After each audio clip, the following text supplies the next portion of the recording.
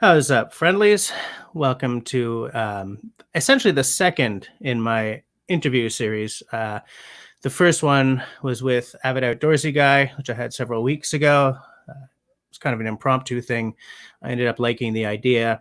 And so for my second one, I've got, I don't know if he calls himself a maker, but he made that bucksaw right behind me. He's a Canadian wooden bucksaw maker who I discovered while putting a gift guide together. I think it's 2 years ago now, and I liked what I read. I liked the pictures, so I bought one, and I'm very glad I did. And so I introduce you to, from Alberta, Mr. Jody Funk, the proprietor of Maple Made Bucksaws. Hey there, Jody. How's it going? Good. How are you, buddy? All is well. All is well. You're, I think, 2 hours behind me, so it's what, 7 o'clock in Alberta? That's correct. Yeah. You betcha. Yeah. Yeah. So we've actually spoken before. I think I popped up in one of your Instagram lives at one point briefly, several months ago. But we haven't actually spoken we've never spoken in person, but we haven't actually spoken face-to-face very much. We've spoken through Instagram messages a lot. And I've been following your business for a while now. One thing that I'm interested to know about right now is, first of all, do you call yourself a maker, or do you call yourself a woodworker, or do you care at all? I'm not really big on titles and such. I guess you could say I'm a maker. Yeah, for sure. Yeah, because I find some people get really weird about that title. Like, to be a maker, you have to be working with 3D printing and stuff. And I've always kind of had a problem with that because, I carve spoons. I make spoons. Yeah. I think if you make something, you're a maker. Yeah. Unless you bake something, then you're a baker. But other than that, you're a maker. I'm comfortable with that. And just, so as many of the viewers know, what we do is we talk for an hour, and then for the next hour, I'll let people who have questions or want to talk about saws or outdoor tools or whatever come on and chat with us a bit. Okay, cool. At that point, you can essentially sign an hour whenever you want, or you can stay for the full 2 hours. It's up to you. All right, cool. No, that's awesome. Yeah, good. So I think there are a couple of things we should get out of the way right up front, just in case someone who's watching now doesn't have time to stay for the whole 2 hours. Well, the whole hour. And that's that your order books are closed right now, but they will be opening again soon. That's right. Yeah. I hope to get them open here middle of June. I'm tentatively, but please don't hold me to this. Viewers, don't hold me to this. I'm hoping the week of the 15th, I can announce that they're open. Just waiting on some things to come together for shipping and whatever. Things are being slow with COVID. They sure are. Yeah. In fact, I shipped a saw out to Ontario, and it took better part of almost 4 weeks to get there from Alberta. Yeah. Okay. Crazy. So things are, especially coming in from the US, they're incredibly slow. So. Yeah. So I'm going to tell the viewers to just keep an eye on your Instagram page, because you're pretty good about announcing when your books are open there. Incidentally, I put Jody's Instagram in the show notes below, so feel free to check out his Instagram while we're talking, because Instagram at the moment is your main way of doing business, is it not? It is, yeah. So one of the things I'm doing behind the scenes, and I've been kind of doing this chronological behind the scenes over the last month and a half, of just snippets that I've been working on behind the scenes. And so one of those things is the website and the store. So I'm hoping and praying that come 15, there's some things I want to put onto the store without launching the store and then putting them on after. I just want to have it all there. Yeah. So I'm waiting for some components to come together, and it's looking like it's going to shape up for that week. So the store will be open, and people can DM me, but I'm going to try to direct as much as I can back to the store. So it just makes it easier for me. Yeah, that's once the store is live. Cool. But right. Up until then, obviously they can just keep DMing you, I imagine. Yeah, exactly. I just lost my train of thought. So once the store is up, you'll be able to, the one I bought from you back when you were still pretty, not new, but when your business wasn't quite, I got the Go ahead. Go ahead. I got the walnut run, right? Correct. Now, here's the thing. I know that you will custom pretty much anything that's a stable, good wood. My tastes in wood are very, very, I don't want to say pedestrian, but they're very simple. I like walnut. I like ash. I like oak. I like maples. I like birch. I love birch. Birch, man. Carving, the smell of it. I love birch. Yeah, it's nice, isn't it? So, here's the one that I got from you back in the day. This one does not have your logo on it, but I remember you sent me a windlass with the logo on, which I think is also behind me. That's pre-logo. Pre-logo, check it out. Boom. Of course, but it's got the tree. Yeah, Okay. I did go with the tree first, and I did. Yeah, there's a whole story behind the logo and how that came to be about, but. Well, we can talk about that. I mean, it's Yeah, your hour, sure. man. Tell us all about it. Sure, give me half a second just so I can put one on display here. These are some unfinished ones, but for the viewers at home.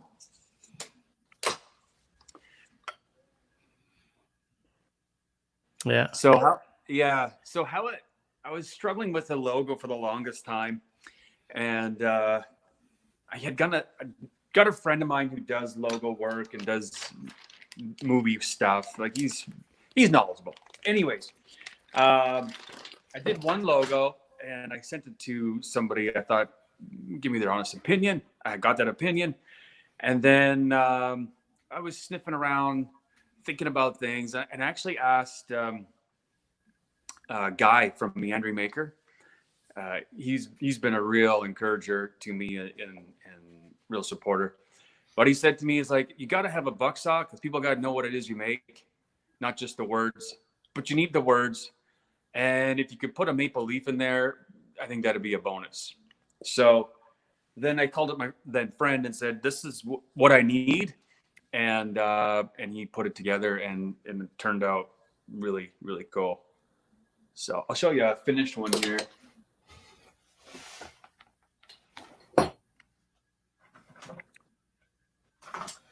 Yeah, I don't know. Yeah, there it is. Yeah. Yeah, I was actually going to look back at the because I kept all my order lists from the 2018 when I started. Yeah. I just didn't get around to do it this evening, but I'll bet you're within the top 5, if not the top 10, of saws. Yeah, it's real early. I remember I came across you on Instagram, I think, because I was putting together a gift guide. That's right. Yeah, and I contacted you, and you were a really nice guy, and I liked what I heard about your approach. So I was like, I gotta buy one, and I didn't have it here. I'm gonna show you guys something. Here's a bucksaw that I built like 10 years ago. Oh yeah, look at how big it's you didn't terrible. tell me you did that. It's because it's awful, and like the windlass is around here somewhere, but this is Ipe. Okay. Remember how I just told you that I'm not into really exotic woods? This is so heavy. Ipe is dense enough that if you drop it in water, it's going. It's not going to float, But like, it's hard to work with, isn't it? Yeah, there is like, I keep thinking of just throwing it through like a thickness planer, sure, or something, but I don't know if I'm ever going to do it. It's because I could do other things with this wood as well, right? Sure. But I have an appreciation for how difficult these saws are to make when you're not like doing it every day kind of thing. And right. So like when you were starting on this business, I imagine there were a lot of long hours. But you've spoken a bit about how you started, but I don't know if everyone that is a sub of mine knows the whole story. Sure. Just like a little Cole's Notes version. Okay. Yeah. So when I started, the reason I wanted to make a saw in the first place is I saw a video of Ray Mayers out somewhere using this collapsible bucksaw, and I thought, gosh, that'd be kind of cool. I like that nostalgia of that bucksaw, and I like the windlass action. So then I set out to make my own. It's here somewhere, but I made the first one out of hickory. Okay. Yeah, which is again a hardwood. Yeah. So I made those tenon and mortar. I did the tenons on a table saw, and then I chiseled the mortars by hand. Happy with it. It lasted me a long time. And then I got, I used to look at Instagram just kind of as a, what are other people buying? There's different things. And so I come across a guy, Meandering Maker, and I saw the backpacks and stuff that he'd made. And I thought, gosh, I wish I could get a wax canvas leather axe carry bag. And I would like a pouch on the front. And we talked about some different things that we wanted to do. Yes. So then he said to me, why don't you make me a bucksaw and I'll make you a bag and let's trade. Nice. And I was like, his stuff is, it's spot on. And I could see from his followers and the quality of, I was like shaking in my boots. I'm like, I'm going to make this guy a bucksaw. Like, are you kidding me? So I went to town and he's like, I said, what species would you like it out of? He's like, I'd like it out of walnut. I'm like, okay, I've never made a walnut one. All right. wow. So I just went for it, and turned out pretty good. And I sent it to him, and he's like, "Dude, why aren't you selling these?" I'm like, "I don't know. It's kind of a currency. What can I get for a bucksaw?" Right. You know. So I made his, and then he's like, "Yeah, dude, I think you should make some more and try to sell them." And then I'm like, "Well, where do you even start?" And he's like, "Get an Etsy shop. That's a good, easy way to start. Put an Etsy shop, put some on there." So I did that, and it just started to snowball. And I'm like, "Oh my goodness!" So then I was doing that and not really posting much about it on Instagram, just the odd one here and there. And then as Etsy picked up, I was like, I'm going to post more of this on Instagram. Yeah. So I started doing more of that there, to the point where I shut down the Etsy shop altogether because 2 platforms is just, it's ridiculous. So good, yeah. I shut it down, and now I just do everything through Instagram. And now it's to a point where people are like, "Hey, do you got a website? Hey, do you have a store? How can I buy these?" And so I think that will help, having the store up and running, and I will put quantities I have available. Now, I should preface available. There'll be some in the store, but they will be unfinished, in that I'm not just going to mass produce them. And that's the thing about Maple Made Bucksaws is, yes, I have another shop now where I can go and use more power tools, routers, and other commercial industrial materials or tools to fast track the saws I was making. Because before April, every tenon was cut with this saw, the Vertisaw. So is that that's one of those Veritas from Lee Valley? that's right. Yeah. I've been looking at those for years. Yeah, they're beauties. They're really nice. So early on, like in your era of saws, admittedly, some tenon and mortise joints weren't as tight as what I would like them to be. So I'd taken, actually, his name just left my mind. Hawk Creek Blades, Brian from Hawk Creek Blades. I don't know if you know Brian or not, but Brian is a cabinet worker. Okay. And I didn't know that when I sent him a saw. And I have no problem talking about this, because he messaged me. He's like, "Hey, dude, like, the saw is beautiful and everything, but from a cabinet maker standpoint, like, I'm not a saw maker, but from a cabinet maker standpoint, your mortise and tenons could use a bit of work. It could." And so I was like, damn, that was kind of a, stroke to the ego, because I thought I was doing a good job. Right. But constructive criticism is a gift that you can't even pay for. No, absolutely not. So I then took that. I said, "Brian, would you mind sending me that saw back?" Okay. So if I'm getting this going from memory, I think he shipped it back to me.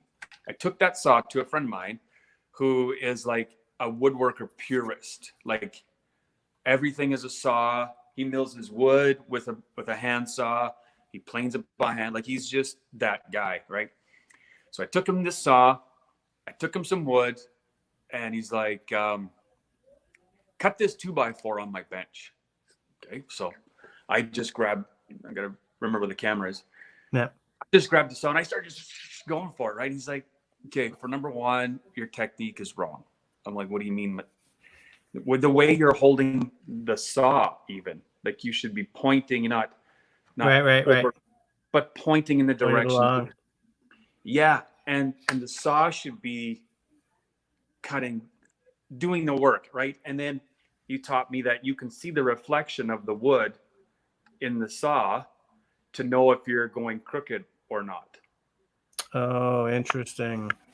So See, because yeah, when my you're saw technique needs some work. I know certain things, but I just, man, phew, yeah, if I get a interesting. piece here, yeah, let's use this one for an example.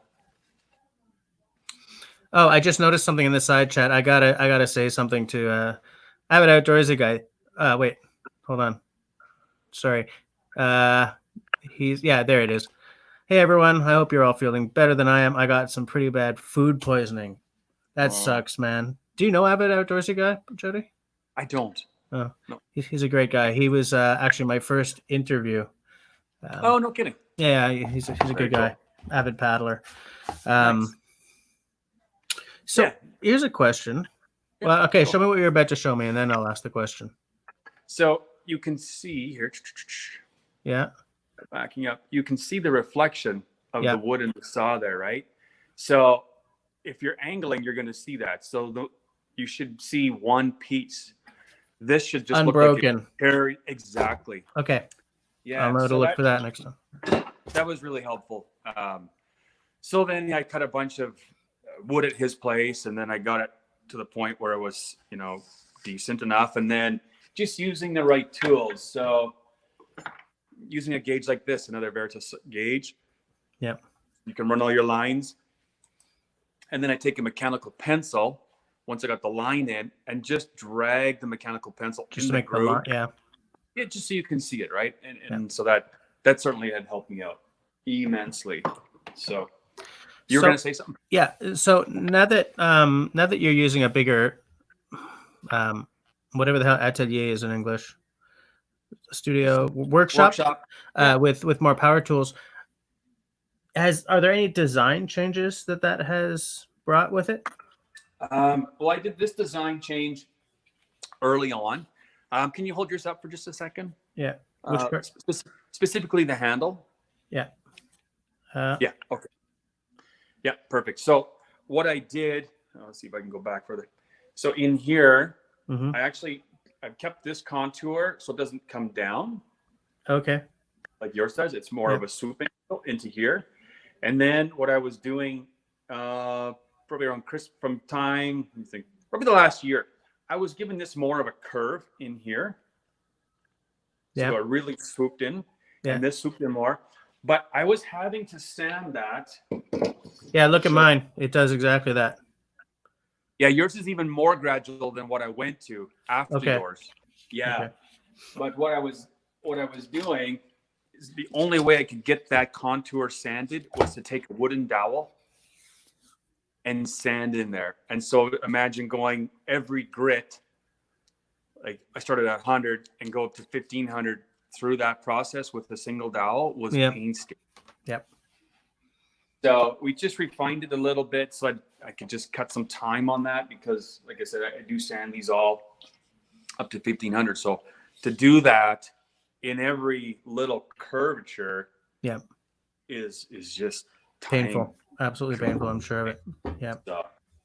Yeah. So that's been a bit of a change to it. And why do you go all the way up to 1500? I'm just thinking, like, was it like, wouldn't it be more grippy if you ended at like 600 or 800? Some would think, you would think that. What I do, and this is different again from yours because we just have evolved over the year and a half, 2 years, is I actually now treat it. I've been treating with linseed oil, just linseed oil, where yours was just linseed oil. Mm-hmm. In fact, I used to soak it in a bath of linseed oil for a day. Okay. And then take it out, and then it weeps for a day. And then you gotta, So what I've done now is I have been using linseed oil too, just up until recently. I've moved to what's called walrus oil. Walrus oil? Yeah. Okay. So it's like a furniture oil. What I like about this is it doesn't stick like linseed oil does. Your rags get all gross. Yeah. And this does not. So this is polymerizing sulfur oil, saffron oil, pardon me, perilla seed oil, hemp oil, and a hint of lime. So it dries in 48 hours. And then from there, I've been going with this furniture wax. Okay. So it's very different. Now, and that, I just have to point out what Nate Muskoka just said. I just brought up on screen. It's to you. Yeah, sure. He likes your hat. Oh, cheers. Nate, also great guy. Do you know him at all? What's his handle? Nate Muskoka. He's only on Instagram. He doesn't really have much of a YouTube presence. No, I don't think so. Nate Muskoka. Okay, I'll have to look him up. Lots of really good guys in the side chat tonight. Yeah. No, it's cool, man. So this is carnauba wax. Oh, yeah, okay. Safflower oil and hemp seed oil, and a bit, again, with lime. So I apply a thin layer of this, and then I buff it, which kind of gives it a bit of a matte finish, but it leaves that grippiness that you talked about earlier. Yeah. So I can take it to 1500 so that it's just like smooth. And then you put that on there, and it gives you a little bit of I wouldn't say it's not tacky wet, but tacky dry. A little bit of yeah. Just remembered that I have a beer for tonight. Well, for goodness sake, eh? As I always do. So tonight's beer is La Grolière. It's a white stout by a local brewery who is La Chasse Pinte. It's a cooperative in Saint-Jean-Baptiste. No, in Lens Saint-Jean. I have no idea where that is, but it's probably a good 6-hour drive from here. So as soon as I find my screwdriver, anything. Oh, here. During an early live stream, I had Simon from the side chat and Serge. No, who the hell was over? Simon, Serge, and I think LT Survival over. And I was using a Mora. And I got this. Oh, come on, camera. I got this scar right here because I popped it off and it came back and went thup. So I sort of snuck off screen, dealt with it, snuck back on a great big Band-Aid. Oh, goodness. Guys were like, what's going on here, dude? I'm an idiot. Leave me alone. So this is a white stout. A lot of hipstery things happening with beer these days, like a white stout or a black IPA. Right. Are you more for the microbreweries? Is that what you kind of tee those guys up? Pretty much, almost exclusively. I drink a lot of Guinness. Well, I don't drink a lot of anything, but I drink Guinness as well because I'm in a sort of a Celtic pub band. Oh, are you? So it goes with the territory. That's why, like, I've told you before that I've been to Alberta like almost every summer because we play a festival out there on Abraham Lake. Oh, no kidding. So does that look like a stout to anyone there? I don't know, man. Giver. Oh, it's high octane. What is this? Oh, it's a 6%. It's not bad. So you're in Montreal, right? Yep. Yeah, because I was out there. Remember that one time, and then we tried to connect, and it just didn't happen. But, it didn't work. It's too bad. Yes. I am probably one of the most isolated YouTube bushcrafters out there. Like, I know so many people virtually, and I have not sat down with any of them. One of my subs, Tenenbaum, who isn't, he's having internet access issues tonight. He lives in Sweden, and I've met him in Ottawa, but that's about it. Oh, anyways, yes. So beer's out of the way. The saws are definitely still. So it's all the same hardware you're using now, right? All the same hardware. You haven't changed anything? I would like to feel one of your new saws because it's a good feel. Like, obviously you've buffed it after you've linseed oiled it. Because I use boiled linseed oil on everything, including the bench that we're on right now. Yeah. but it doesn't have that smooth glossy thing unless you really go at it. So Mm-hmm. man, after making a batch of these saws, your arms must be like aching. Um, so when you close your books, Yeah. do you close every X number of saws, or does it kind of depend on what else is happening in your life at the time? Yes to both those answers. Um, what I was doing early on was just letting them accumulate, right?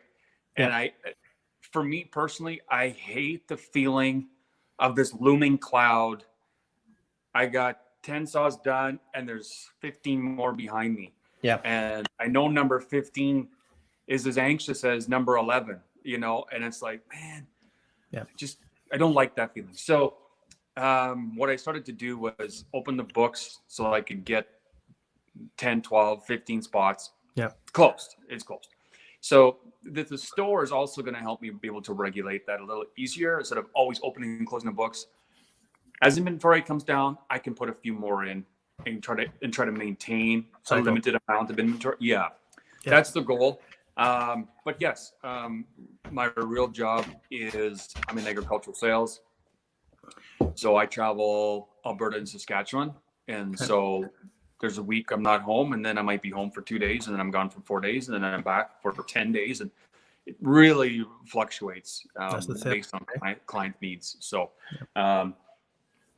my plan is to be able to regulate that a little better. And hopefully I've been thinking this is the same for Guy or other makers that are out there. There gets to a point where you can't post all the time because you're busy producing material for those people that are interested, right? So I want to maintain a balance, where I can still post the builds, but it might slim down because I don't know what's going to happen when the books open up, right? I've had a lot of interest, a lot of people DMing me about, can I sneak one in there? Can I do this? I'm like, I'm just trying to get through. We'll get through them. And because everyone always thinks that they're the only one who wants to sneak one in, right? Yeah, and I do my best to accommodate people at the same time, right? Like if it's low and I'm doing a run of ash, and the guy's like, "Hey, I want an ash and I want a 24." Well, it just so happens to be I'm doing 4 other 24s. Yeah, I'll throw it in there for you. But it's I like having the availability or the ability just to do one-offs here and there, right? Yeah. So it's a good mix. It keeps the creativity going. I was looking for a tape measure because I don't remember if this is a 21, right? That's a 24-inch blade. This is a 24. 21s are the ones that you started more recently then. Yeah, I think the 21s I started late last year. I'm trying to remember when I sent it to Michelle, because she's the first one that had gotten. I wanted her feedback because she's just a gem of a person, and I think from seeing her reviews, she's a smaller person in stature, and I wondered how a 21 would fare, and I just wanted availability, right? So for me, I like a 24-inch saw, and let me step back here a bit. There's a lot of real estate actually on these 24s, but in some videos I noticed people were still just taking like a 10-inch stroke or a 12-inch stroke, and there's still all this other blade here, right? So I thought, okay, for people that maybe don't have longer arms or a longer draw, maybe a shorter saw or a smaller saw would be advantageous to them. So that's where I decided to come up with the 21. Okay. So still the same hardware. Oh, that one is beautiful. That's ash? This is ash, yeah. Oh. Yeah. This is also ash, but I'll show the difference just in the grain. If you can see that. That's probably better on that. Beautiful. I love ash. Absolutely love ash. Yeah, the ash is beautiful because it's got similar color characteristics to that of hickory. But it's softer to work with. It's just, hickory is a beast on your blades. It's a beast on your chisels. It's just nasty. So this one, Yeah, go ahead. Well, I was absolutely agreeing with you. Hickory is not, and also, would it be more expensive than the ash? What's that? The hickory? Yeah. Board per foot it is. Yeah. Yeah. Now I noticed another thing that I've been meaning to ask you about. Hold that saw up again, please. The is that like a charring down at the bottom, or is that a die? This one I did both. Okay, because I've noticed that you've been doing a lot more of that than when I first ordered mine. You didn't have any of that. I don't even think you had ash yet. Nope. You know, I was doing walnuts. So I started with the walnut, and then I went to black limba and hickory. I remember you showing me a black limba piece way back, saying, "Hey, you want to buy this instead?" And it was just beautiful. Yeah, it's nice. They're really beautiful. Yep. Actually, I'll have a black limba bush pike coming up pretty soon. Actually, so that's the transition I was looking for. Oh, because a 24-inch blade is great to have in the bush.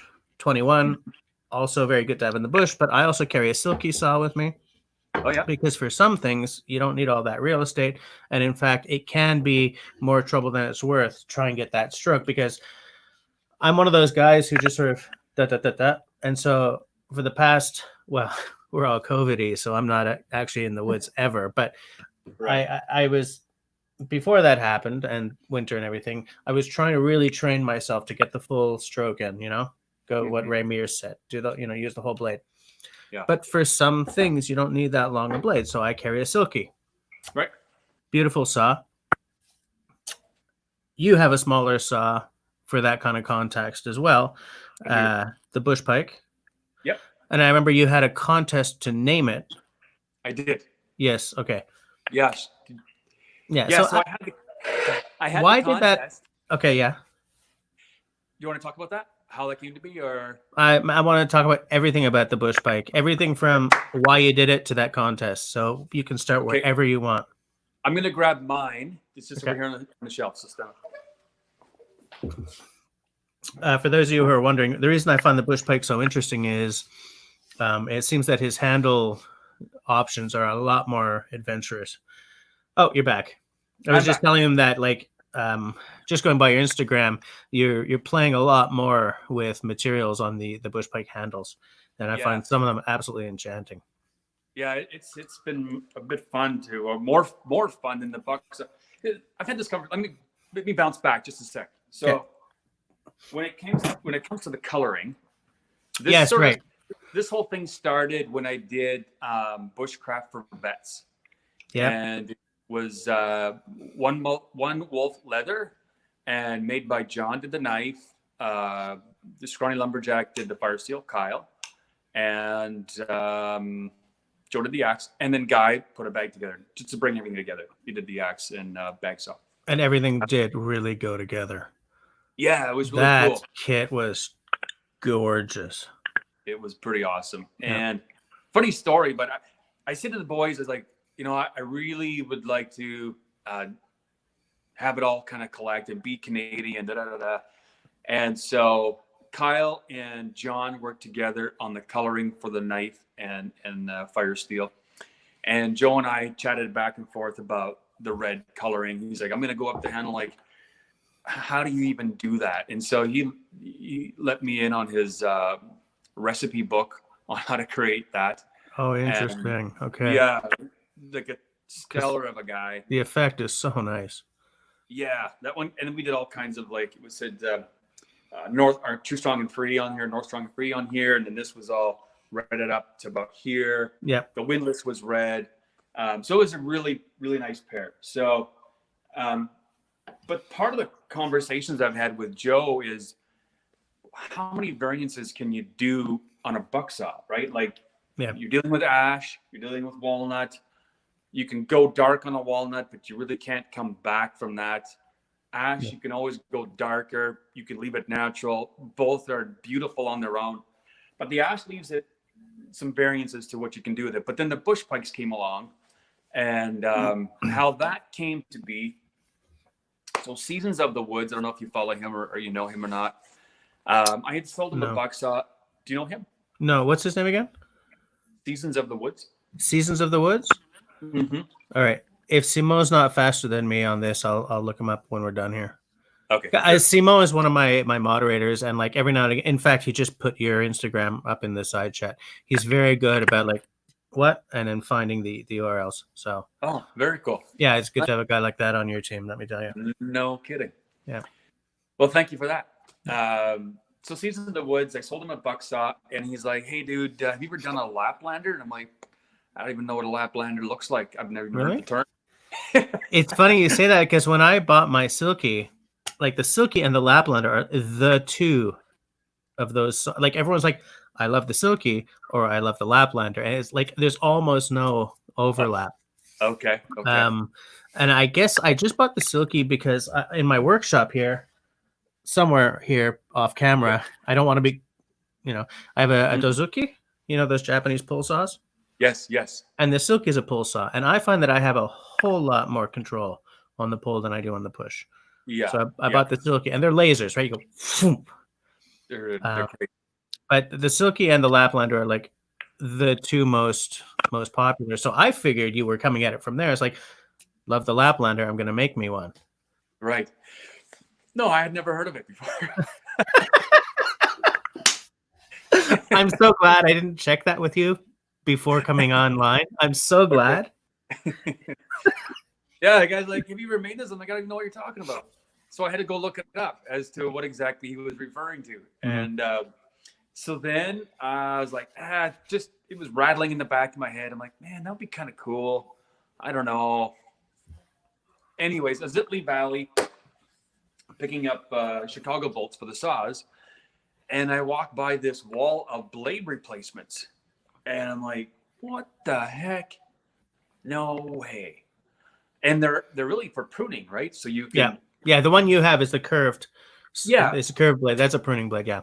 Yeah, put it on a stick or whatever. And I'm like, geez, I bet you that could work. So I brought one home, and then I made a single handle. So it was just a blade here. Because yours is not folding, right? Correct. Right. Yeah.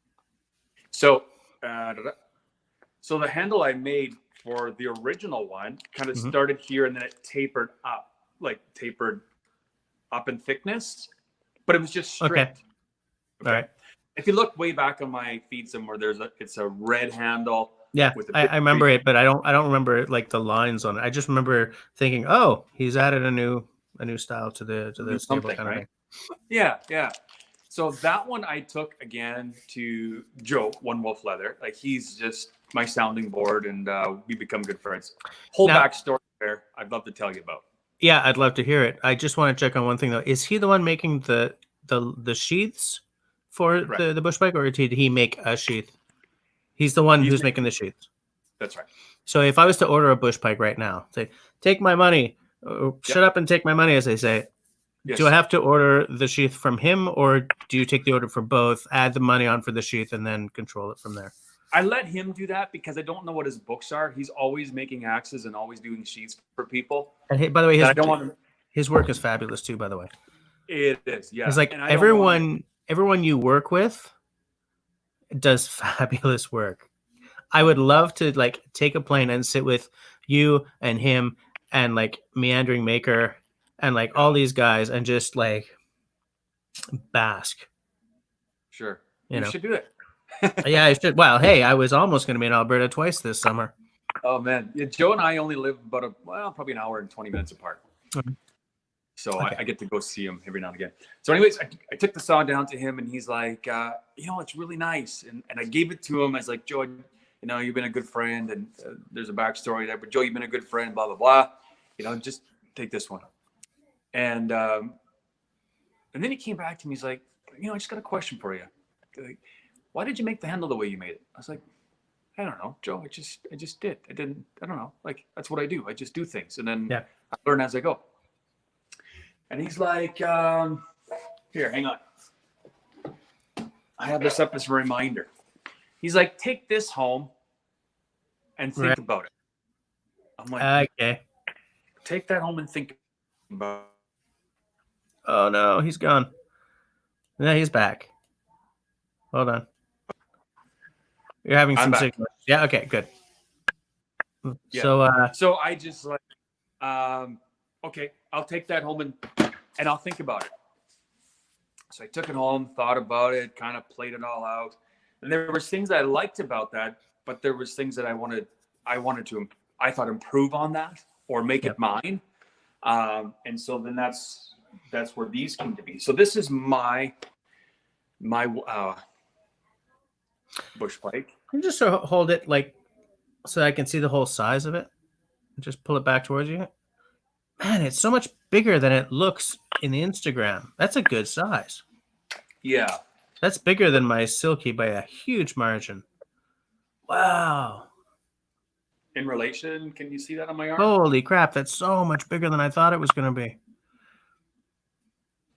Now, do you make one with a smaller blade, or is it they're all like that? I haven't yet. I've seen them. I've thought about it, but I haven't yet. No. This here, not that it's designed. Well, I do have a meandering maker pack, so there is some R&D that goes. I'll tell you, I'm dying for his 3-day pack. Dying for it. Making sure things go inside. This will go in his side pouch. Right behind that side pouch, there's a sleeve between that and the main bag, and that'll fit in there like that perfectly. Okay. But this is the sheath. This is the first sheath that Joe made me, and he was really rushed because I put the rush on him. So I don't know if he would like me showing this. He's like, dude, it's the very first one. I'm gonna improve on it, but I know you want to put the bush pike out there, so here you go. Hold on, Nate Muskoka just said something. You love the design of the saw or the sheath or both? Is the sheath still like? Is that the final form of the sheath? Are they all like that still? It is, but it's a bit more refined in some of his welds and the folding and stuff like that, right? This he put together in like an hour or two and shipped it, and gave it to me, and it's like, here you go. Now go do your thing. So, but what I wanted to improve on from this one here.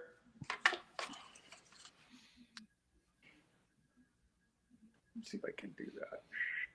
There. Okay, so it doesn't come down quite as much.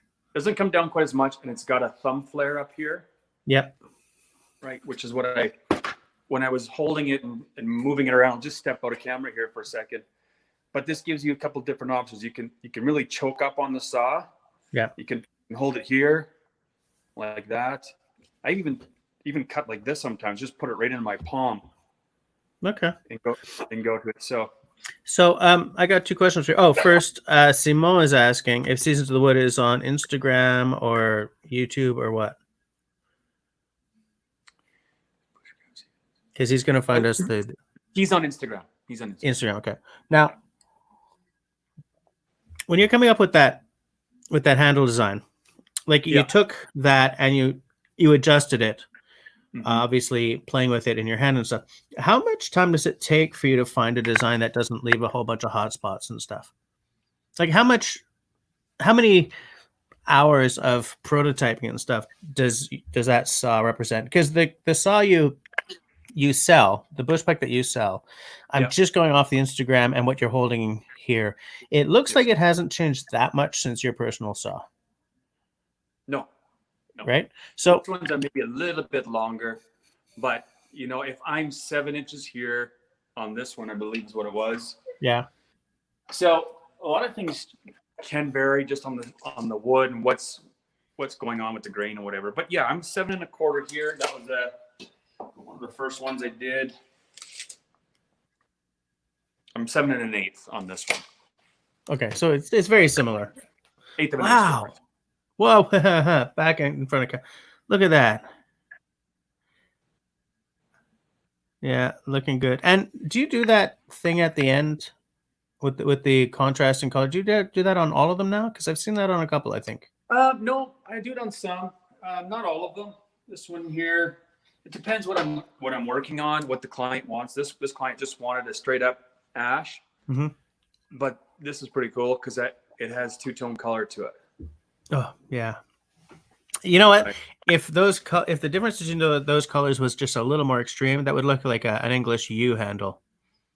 Okay. Have you ever? I think I've seen that before. I've never worked with it. One of the no, it's probably not that easy to get around here, but one knife maker whose U handles, like his taste, he must search through piles of U to find exactly what he's looking for.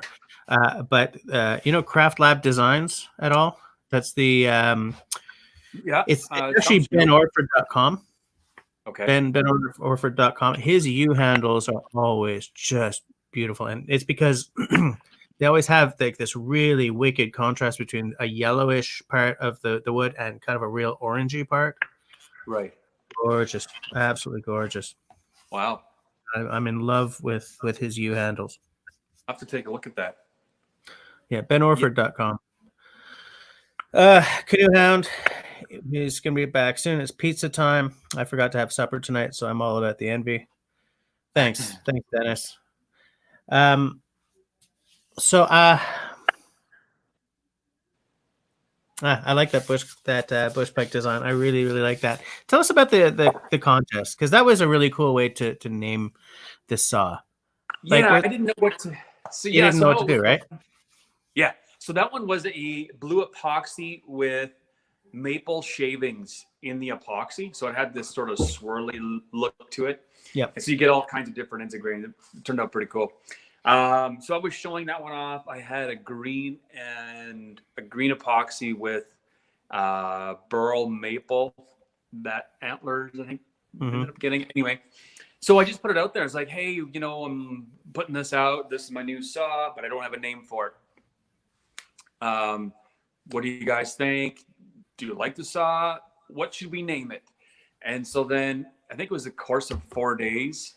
Mm-hmm. I just put it out there, and then the onslaught of names kept piling in. I'm like, okay, Yeah, so of now course. every day. Do you know Mountain Manly? Jeremy from Mountain Manly? Yeah, not personally, and not like Okay. closely, Yeah. but yeah, He he's passed through the. he flooded me with like 100 names, and I'm like, oh Okay. my gosh. So I tried to be fair and say like I'll pick one from this guy and maybe one guy from here, and then it just dwindled down. So I think, excuse me, that first day I had like I said, he sent me 100 at least. No lie. And so I would take. I think I brought it down to 20, and then I brought it down to 10, and then I brought it down to like 6, and then like Yeah. 3, and just let the people vote on it. And it was a young fella out of Saskatchewan who nominated the bush pike, and he's like, it reminded me of pickerel or pike, if you know what those are. For those that don't know what a pike fish is, pickerel's the same, and with all the teeth. And he's like, yeah, man, that was a complete jackfish. So And they're a white fleshed fish, right? yeah, So it's something I can eat, because the pinky ones, the oily fish, will kill me. oh, okay. One of the reasons I found that contest so enchanting, because I watched that happen, and is because Okay, you don't have a name for this. It's a bucksaw. that's right. Yeah. So I was wondering, like, why you felt the need to name the bush pike. And I think it's cool. I'm not saying why the hell did you do that, dude. I'm saying it was interesting to me that there was obviously a different context there for you if you felt the need to name one but not the other. You know, I mean, Yeah. this is named, it's the bucksaw, but I mean, Right. it was just interesting to me, and I would love to know if there was like a deliberate thought process there, or if you just felt that it needed a name. You know, I wondered, do people even care? And I thought, Hmm. let's see if we name it, and if people want to get involved. And in the end, it's like, you know, it's bucksaws and bush pikes. It's Yeah, kind of got a rhythm or rhyme to it. absolutely. And I was actually surprised by people's engagement. To be honest with you, I was like, I don't think anybody's gonna give two shits about it. But yeah, Well, come on. When you make this kind of, this is a quality piece of work. I think that on my channel I talk a lot about this, and I don't know really how much of my channel you've seen, so I might be boring you, but I might not be. I will gladly spend extra on something made by one guy, or an atelier of up to like maybe 8 or 10 guys. Okay, mm-hmm. if I could get a canvas and leather backpack, machine made by a huge corporation. Well, LL Bean sells a very nice one Sure. for like $120 US or something. I don't quite remember, and I don't remember the name of it, but I remember kind of wanting it. Or, Mr. Meandering Maker, who is I did the math on his, and the bag, 3-day bag, I think comes out to like $400 or $500 Canadian if the dollar's not doing so well. Yeah. Now this is why I don't have one, but I don't have that other one either, because when I do get my canvas and leather backpack, I'm not even going to go to Frost River, although I do love them. I'm going to go to him. Right. Because his Instagram shows that he's a 1 or 2 man shop. Obviously, a lot of thought went into it, but it's his thought. He designed it. He's obviously an outdoorsman, right? And that's where he comes from when he's designing. All these things that come into play when it's a 1 man shop who is like, I want to build the best damn bag or knife or bucksaw that I can find. Interestingly, when I found you,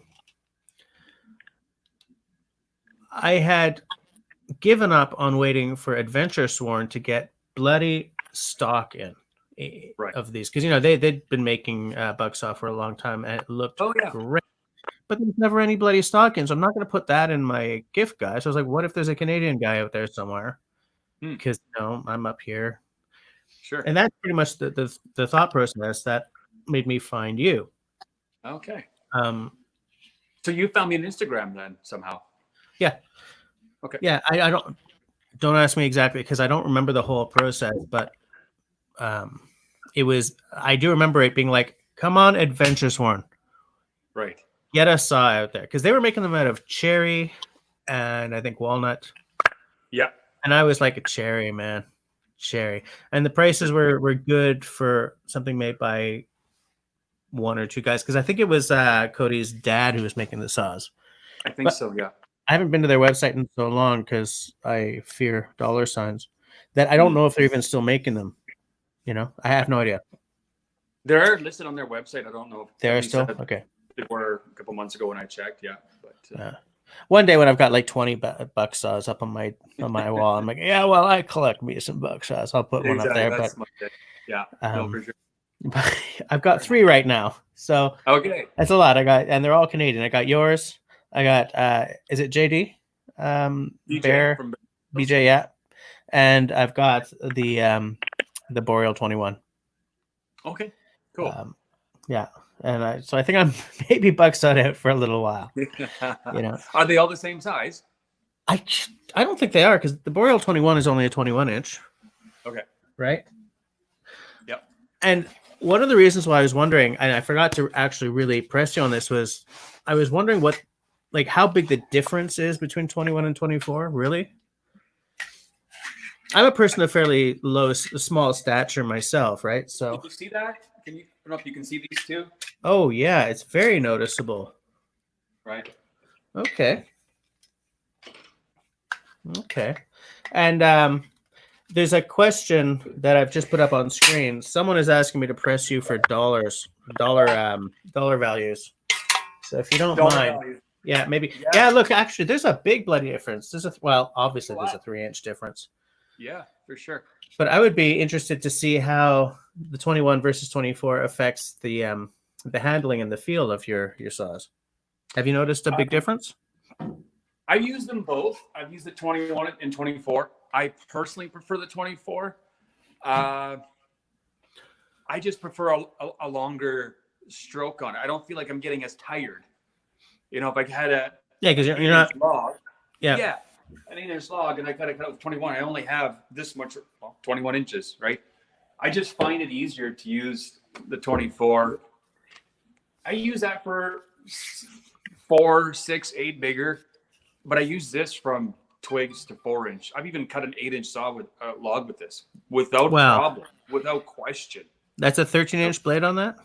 Yeah. But you know what's a real benefit of that is that it's a 13-inch blade without this getting in the way. Yep. So if I was flush with money and I was like, I'm gonna throw Jody some more money. I don't know. I wouldn't get necessarily the 21 and that. I would like, which of these should I get? You know, Yeah. because they're probably very, very.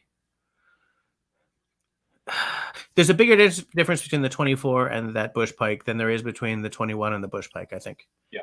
Or the 21 and the 24. Here's the blade. Let's go back here. Yeah. Right. So I'm missing 4 inches off the bush pike for that.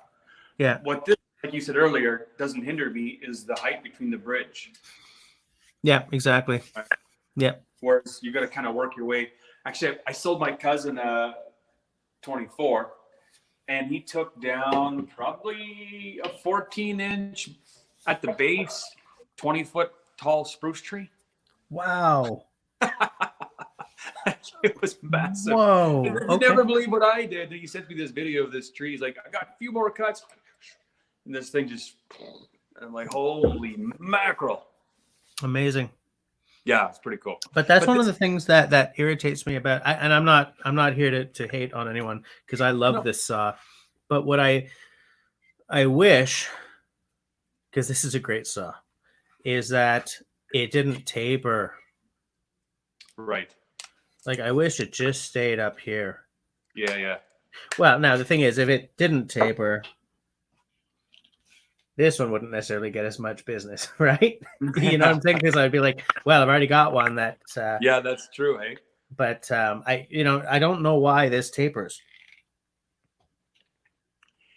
Probably just for the leverage and be able to, because that's a snap, right? Just snaps. It's the easiest bloody saw I have. This is the one I bring out if I'm feeling lazy. Fair enough. You know. But yeah, so that's interesting. I think I've had a question or two in the comments about dollars. Yeah, sure. So I figure, because I'm not comfortable about telling people what your saws cost, because when I bought your saw, it was so long ago that the price is not the same. Yeah. So I was. My prices are changing from what they were before. So let's just talk about what happens once the books are open, then, so that it's just easier. 21s will be 200, and the 24s will be 225. I'm just taking notes here. Yeah, plus shipping. I have this this wild dream of getting my daughter one of the 21s one day. Okay, and that should specify that is for a clean saw. Okay. Yep. So meaning there's no custom work to be done. So so like none of the staining or anything. No.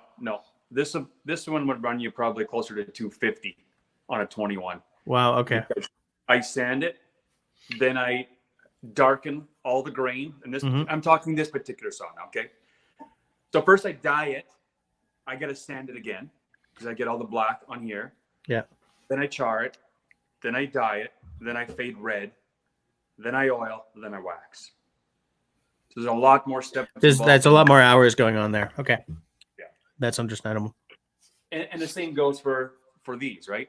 This is 135. 135 for just a real plain one? Yeah. And then they go up from there, depending on what a person wants. But again, blackened, this is almost the same as that bucksaw I just showed you with the blackened grain and the green detail. This is all burnt in there. Yeah. Right. Then you get into something like this maple burl with the blue epoxy. Mm-hmm. All right. So once you start throwing epoxy in there, what does that do to your price? I mean, you just showed an epoxy one, so yeah, any epoxy one, we're gonna add another $25 for sure, 175, depending on what they want to do, right? So there's someone who wants epoxy, then they want it dyed. Like here's one for an example. Here's a blank I got. So this is just what I'm gonna do. This I'm likely gonna dye black, and so it'll be a black to this pinkish red, if you will. And once you've done that one, will the epoxy be transparent, or will it be? Because I'm thinking about that one that you showed with like all the maple swirls in it, right? Yeah. Yeah. You know? That one, this one will not be clear. Did you see one I did recently that was kind of a pearl white Yep. bush bike? So I do have some coming that will be 100% clear. So when you look from the top, you see all the crowns of this burl, right? Yeah, and you see, to me, if I suddenly ended up flush with money, I was like, resin me up, Holmes. I would want it to be transparent so I could see exactly that, because I find that I am really tired of, what are they called, river tables or whatever. What? You know those tables with like the epoxy, the resin river down the middle, and leave me the Yeah. freak So alone. But some of those saws on your site are like, okay, and a saw handle, yeah, that's all right, you know. But yeah. it would have Well, to be, for me, transparent. I love it. I love it. Love it. yeah. Love it. I was joking with a friend of mine. He's the purist guy I was telling you about earlier. Mhm. He loathes river tables. Like, just has a hate on for them. I do too. And so I said to him, "You'll be so happy. I made you a river saw. It's got the epoxy, all the rocks." I hate those tables too. You know, and it's funny because I loved the first 4 I saw, Right. and then I liked the next 5 I saw, Sure. and then I was like, you know what? Enough with the river table. Stop. I do want to say it's 10 o'clock now. I usually open it up now to people who want to come on and like have questions or whatever, but Sure. I just want to make sure we sort of hit everything. Oh, you'll ship anywhere in the world, right? Someone's watching from Yep. the States, Sweden, Japan, whatever. You'll ship All over. anywhere provided they're willing to spend the money on the shipping, right? Correct. Yeah, my prices are not including shipping, and my prices are CAD, right? So Canadian funds. So it's a bonus for our friends to the south. Yeah, that's for sure, especially right now. Yeah. And how far afield are your saws right now? What's the furthest one you've sold? Australia. Okay, that's pretty far. Yeah, Australia, Japan, Denmark, Portugal, handful in the States and a handful in the US for sure. No. Or Canada, And pardon me. no, I got you. Handful in the States, handful in Canada. So you've been doing this since when? Fall of 18. Fall of 18. Oh, so man, I got in right at the beginning then. Yeah, you did. Okay. I think you're in the top 5. First time in my life I've ever been in the top 5. So you got a bunch of saws out there then, because I'm just thinking about, you know, how often you've been like, okay, man, books are closed, and then books open up again. So it's, Yeah. I mean, well, the first year, like fall 18, I just opened the books and they were just always open. mhm. And I think I had, gosh, at one point I probably had 25 safely on the books. And I was just like stressing out because I felt people were stressing out, right? And you know, in all fairness, you do get the odd guy that says, you know, where's my saw? I'm like, well, you're number 22. I'm sorry, dude. Like, I'm working here as hard as I can. And it's not my full-time job. And I've said to people, if you want your money back, by no problem, no questions asked. And then I stopped taking money in advance after that. Okay. So before the store was open, I would say, when the saw is done, I'll send you an invoice and you pay it, and then I'll stick it in the mail. That's how it works. Yeah, I just want to point out, Nate obviously likes your stuff, and he finds the price reasonable. And I want to say that to everyone, because I mean, I bought early enough that I didn't spend $200 on my saw, but for something handmade in a one-man shop, these prices are very bloody reasonable. Mm-hmm. You know, Yeah. I feel that as someone who used to sell spoons, I don't do it anymore, because what you have to charge for per spoon, I do them as gifts now, because it was no longer worth it for me to worry about the accounting Right. on spoons. But I find that, you know, I was kind of hinting at this earlier when I said that I will gladly spend the extra, like save up for another 5 years so I can buy a meandering maker pack instead of an LLB in one, kind of thing, you know? Right. But what I have found is that I noticed this with spoons. It's like, dude, it's a spoon. You're not charging me $45 for a spoon. You're not charging me $30 for a spoon. I'm like, well, Right. let's talk about the hours, because you're not only spending money on the piece of birch. You're spending money on the hours I put in. You're spending money on the hours that I spent learning how to do this. You're spending you're spending money on the upkeep of my tools. You know, when you buy something that's not pounded out of a factory, what you're spending money on is the know-how and constant improvement that maker is going through. Right. You know, you're paying into a human being's mortgage and food and training and upkeep of the workshop and all this stuff that kind of comes out in the wash when you're paying a large corporation half the price for a tool that's exactly the same as the next one. So I think that your prices, even though, like, look, to me, money is always an object, right? But I still feel that your prices are definitely not outside what they, you know, they're not. Sorry, I'm trying to find words here in English. They're not unreasonable. Yeah. You know? Well, I've looked at Adventure Sworn, right? Just for if you use them as a guide. They've been doing it for a long time. I assume. I'm kind of new to that whole thing, but I think they're at 185 to 2.25 based on the species of wood. US. Yep. Right. So I think at 185 puts me at a 2 to 225 mark, Canadian. And I've never seen an Adventure Sworn saw in my hands. But I know the time that I put into mine, and from what I hear from people's comments back, it stands for itself, and I think it's a good quality product. So, another benefit of yours, by the way, what I like is that there's no hole here. Okay. And I had never even thought of that until I was watching a I think it was Scrambled O. I don't know if you've ever seen Scrambled O. Yeah. Okay. He has an Adventure Sworn, and because Adventure Sworn, they put that hole through so that the cord is through it, right? So it's permanently on there, but it broke on him. Oh, no kidding! The windlass broke.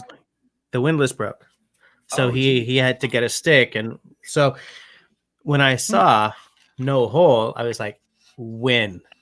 I don't even know if it's common for a windlass to break, but what I do know is that when you're dealing with wood, it's an organic substance, and there are weaknesses sometimes that you just don't know about.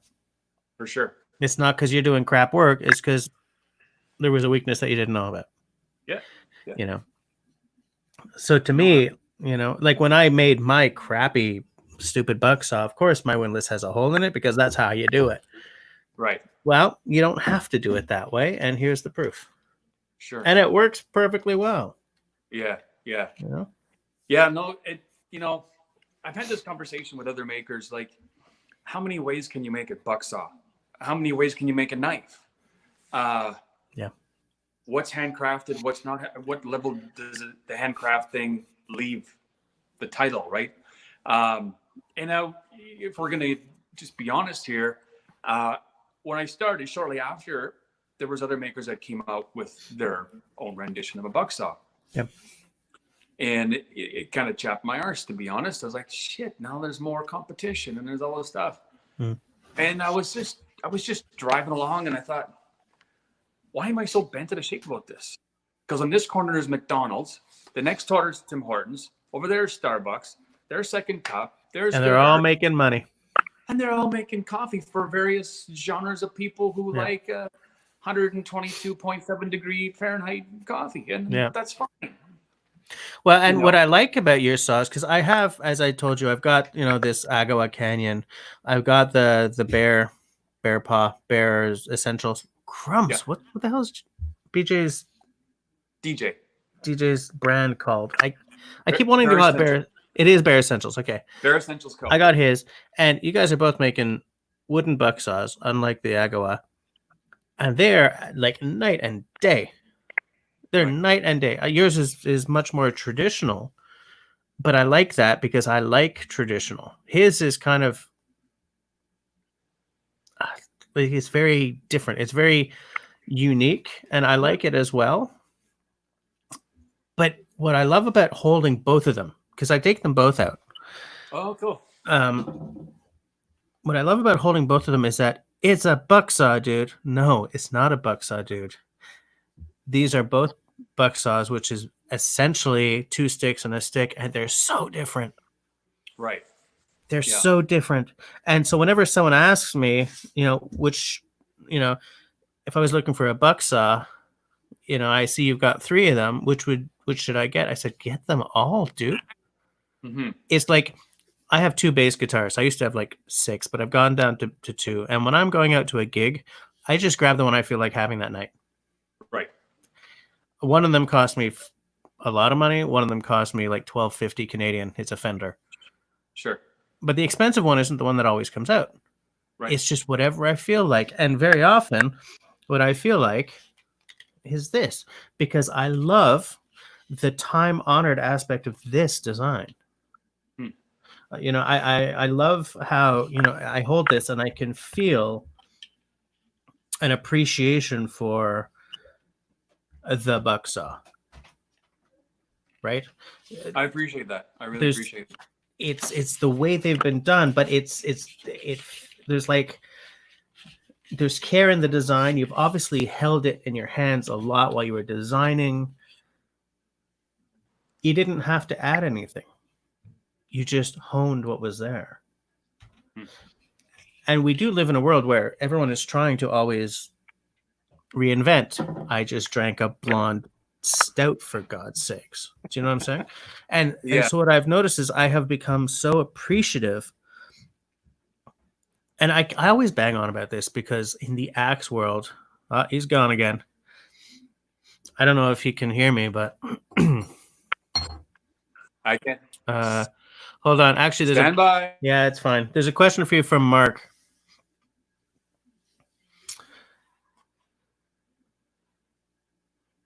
Mark, I'll find out when Jody comes back if what kind of.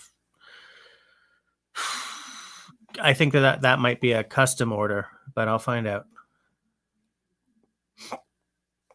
Jody, go pop, Jody, pop.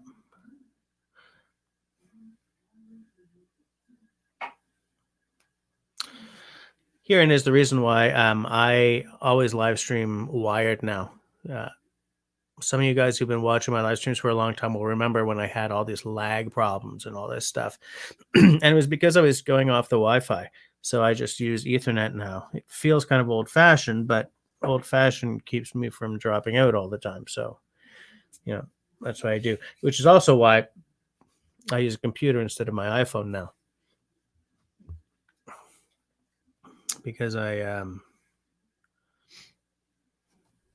used to drop out a lot.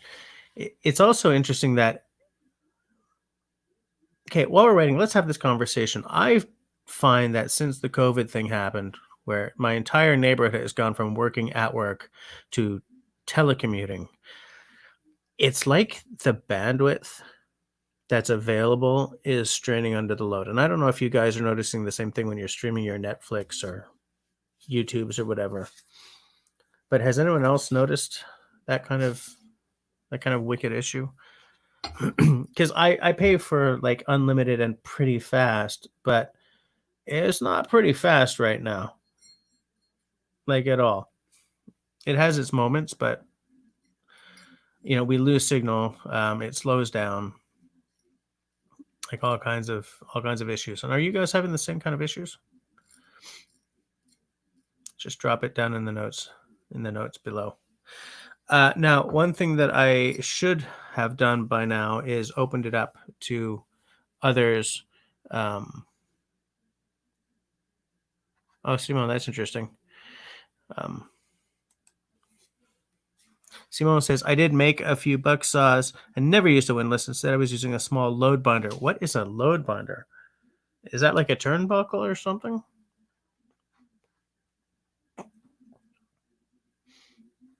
Mark says, I usually do okay on the bandwidth, I think, except when Simone calls. It's funny. Hey, Simone, since you're on, the missus was asking about getting a signal extender, but I remember that being a bad idea, but I don't remember why. No, Mark. I mean, like everyone I know at work is having the same problem. It's like their neighborhoods are all like, I don't know, overloading the blah, blah, blah.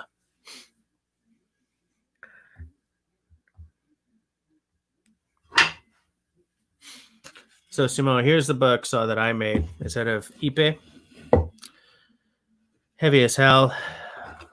I have two choices. I can either thickness plane it down to something more reasonable, or I can just use this Ipe for something else. Because Ipe is an expensive wood.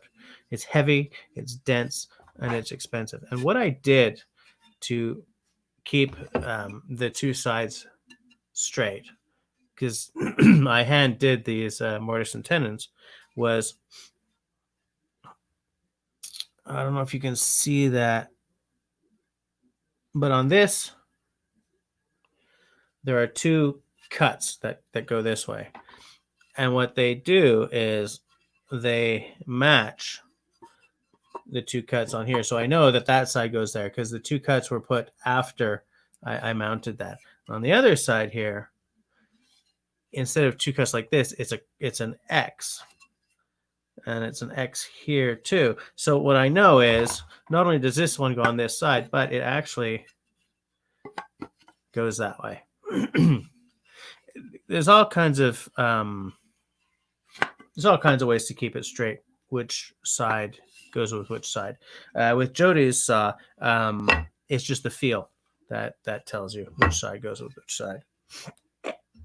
And there's like I think about a fifth of. I don't quite remember what the difference in the size of the mortise and tenons is, but he designed it so that you can tell which side goes where. What I might do is invite people on to discuss. If you come on, we're talking about bush tools, hopefully saws, no politics, no guns, stay on target.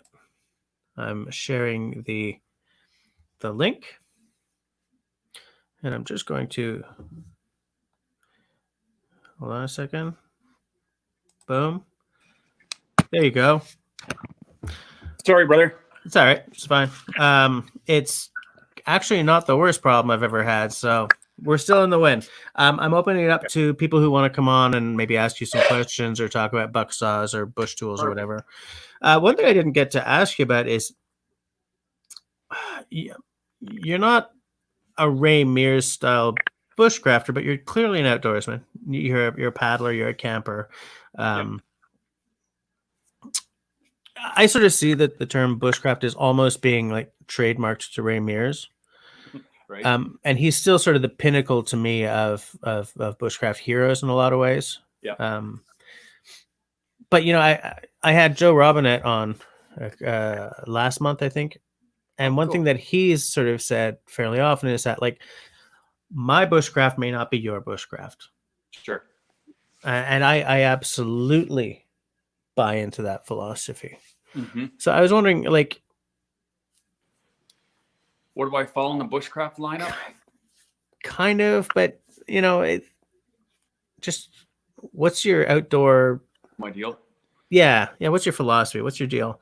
Yeah. So my experience in outdoor anything has been just camping, via tent, whatever. I've done long distance hiking.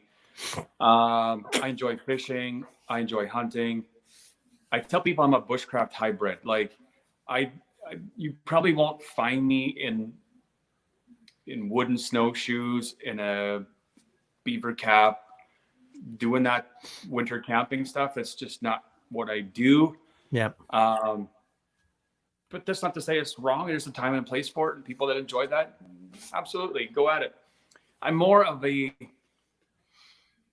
I don't know, I'm a functional kind of a guy, right? So I forget who was said, the more you do it, the less you take.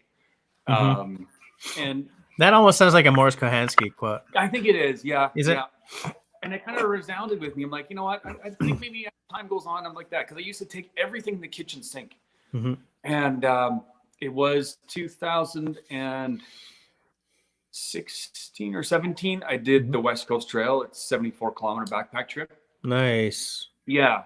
and I went with a guy who had already done it 4 other times. Yeah. So when we went to shake the gear up and see what everybody had going on, he's like, dude, get rid of this, get rid of this. You don't need that. You don't need this. Da, da, da, da. And he started the trail with like 27 pounds. I think I was 38, Well, stripped down. And it kind of just changed the way I thought about it. Like, now, be that if I go out for the day or a paddle or something, I'm bringing the Meander Maker pack and I'm throwing a bunch of different stuff in it. But if I'm doing a serious backpack trip, honestly, to me, I'm not taking the Meander Maker pack. That's just me. it's too heavy. I'm gonna take my other pack and bring what bare essentials that I need. That's it. Like, I'm not gonna go too crazy on things, right? But some guys like that, and that's okay. I don't know. Like you say, the bushcraft, is it overdone? Probably. It's sort of losing its fizzle, maybe to some extent. Or the purist would look at bushcraft today and say, why aren't you using a handsaw and a hand plane? Mm-hmm. So I don't know, put it into perspective. Yeah, I enjoy all things outdoors, but I'm not a purist. No. I just got a flint steel from Malone. We did a trade. Up until that tin, I'd never even seen one before. I had no idea. I don't even know how to use it. I'm still got to learn how to use it. Flint and steel is my favorite. It's the way it's my go-to. Since I've started teaching my daughter and occasional channel co-host, it's been a lot more ferro rod because she just finds it a lot easier. Okay. I bring matches as backup because to me, I have a very specific relationship with fire and with fire making. I come at the whole bushcraft thing with an appreciation for ancient ways, but I'm not crazy enough to be a primitive survivalist type guy, right? Right. I bring a lot of modern tech along with me as well, but I love the deep history that you can find in striking a piece of steel on a rock, or if you go back earlier, even earlier, iron pyrite, dull little sparks onto a piece of amadou. You just keep doing it until it lights, kind of thing, and that's just the way it was done. I find poetry in that kind of time-honored stuff. It's the same reason why the axe, by the way, is my all-time favorite tool. Because you look at the axe behind me, they're all on that side of me. You look at the axe behind me, nothing's really changed for thousands of years. There's still just a wedge of metal on a stick. And before that, it was a piece of rock on a stick. And before that, it was just the rock. Yeah. And I mean, look, people who've been listening to me for a long time have heard me bang on about this, but I just love that. Sure. Like I love I love tools from the 50s. I love the old style lumberjack jacket. I love wool and canvas. Anything where like an ember lands on it and you can do this. Yeah. Whereas when I'm wearing my Gore-Tex, an ember lands on it, I'm like, fudge, man, that was a $400 jacket. And now water's going to get in. Yeah. Right there is the big difference for me. 100%. I think over time I've come to, I want to buy it once. Yeah. Right? And so, like Filson, I have a couple Filson products that I really like. You do pay for those. You sure do. Probably never buy another one. Meander Maker, again, like that axe wax stuff. You buy his backpack, you won't buy another one, right? It's just how it is. So I think as time goes on, you get to a point maybe where you're like, you know what, I'm going to save up that extra $100 because I'm going to buy it. I'm not buying another one. That's it. And so that's the kind of gear I like to buy. I hope that's the kind of gear that I'm putting out. You buy it. And for a long time, I think I was probably the least priced bucksaw to be purchased, like for a long time. Yeah. But I think I'm to a point now with the fit and the finish that it's due It's got to be worth your while as a maker. Yeah, absolutely. You Yeah. know, And because even though so, it's not your main gig, it's still one of your gigs. yeah, and I've always used it as an outlet for myself, right? Like this is a stress relief for me. It was never meant to be another occupation Yeah. because then it becomes stressful. And I said that as soon as it becomes that, I'm out, right? Mm-hmm.